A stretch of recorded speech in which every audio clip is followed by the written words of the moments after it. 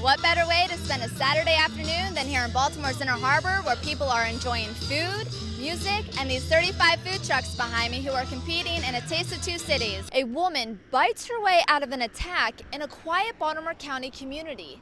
Police are asking for the public's help in identifying the suspect. The Grand Prix of Baltimore is one of the largest and most exciting sporting events on the East Coast.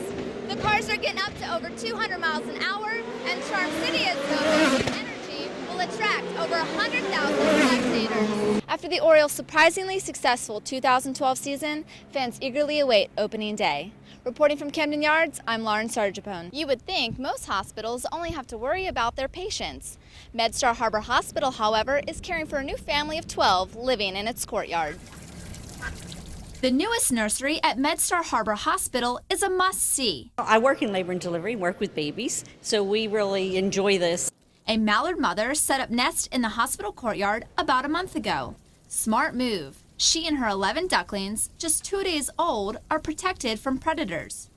The hospital staff is more than thrilled to host the newest distractions. Oh, we have the perfect view from the OR suite on the second floor. So we all sort of perch in the windowsills like there were 10 of us yesterday lined up. And everyone still seems to get their work done. Lunch break has been a little more entertaining since the ducklings have hatched.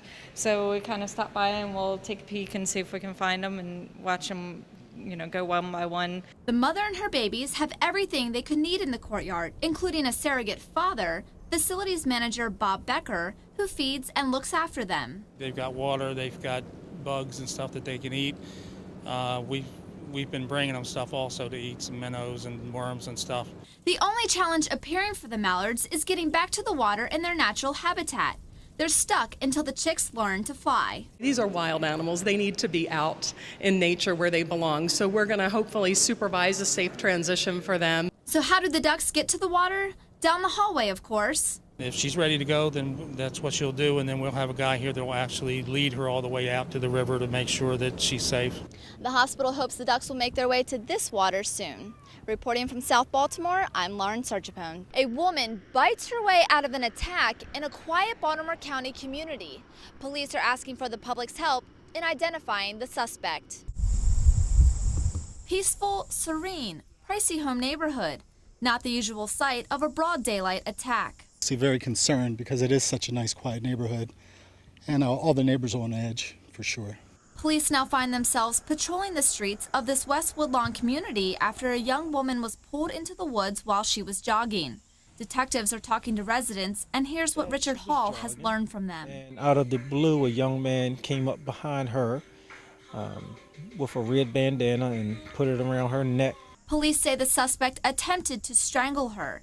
Then, police say the woman took a bite out of the suspect's arm and that allowed her to run away. It was not necessarily an incapacitating bite. However, he was wearing clothing, so we are not certain as to how deep the bite would be, whether the bite would still be visible. We do know that she bit him on the arm, and we believe that may be an identifying feature. After speaking with the victim, police were able to draw a composite sketch of the suspect. He's believed to be between the ages of 16 and 20. Detectives say when the woman ran away, her attacker ran further into the woods. I told the officers they came here today. If it had happened to my wife or my 2 daughters, I would have been walking around the neighborhood looking for whomever it was. Police are offering a $2,000 reward leading to the conviction of the assailant. Reporting from Towson, I'm Lauren Sarchiapone. The morning of January 9th, 2010 is still tough to talk about for Sandra Jenkins. I ran out the door and saw. This dash cam video shows a Frederick County Sheriff's deputy at the Jenkins home looking for their son, who failed to appear for a juvenile court case. Then you see a chocolate lab, Brandy, tail wagging and barking, approach the deputy. Moments later, the deputy shoots Brandy. Brandy survived. The Jenkins sued, and in 2012, a jury said the deputy wrongfully and intentionally shot Brandy. Nobody would attack you. And the jury awarded Sandra and Roger Jenkins $200,000 in damages for emotional distress. It's believed to be the first and largest such award for pet owners in Maryland. We treat them like they're part of the family. They're just four-legged parts of the family. Maryland law allows pet owners only to receive per pet up to $7,500 for reasonable and necessary veterinary expenses to help the animal heal. Attorney Rebecca Luss successfully argued Brandy's owners were also victimized by the deputy, who appealed the ruling. If pet owners and homeowners cannot sue to uphold their own constitutional rights, what is going to deter police officers from coming on anyone's property and automatically shooting their beloved pets?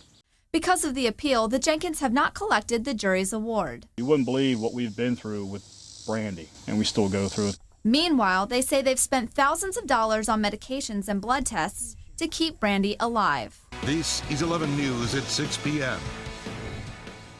Good evening, I'm Lauren Sarchiapone. Tonight's big story, Baltimore City Police are investigating the fatal stabbing of a man early this morning in southeast Baltimore. Officers found a man with a stab wound in his chest in the 400 block of North Montford Avenue. He was pronounced dead at an area hospital. Homicide detectives say they're interviewing a person of interest. And in Baltimore County, police were called to a report of a shooting in the 5300 block of Edmondson Avenue in Catonsville just after 1 this morning. Officers found 2 men who'd been shot at least once. Both were taken to area hospitals. No suspects have been identified at this point. Covering the world tonight, Egyptian security forces stormed a mosque in Cairo today where members of the Muslim Brotherhood had sought refuge from the clashes erupting all over the country. Officials say the raid was driven by the fear that the Brotherhood intended to set up another protest camp at the mosque.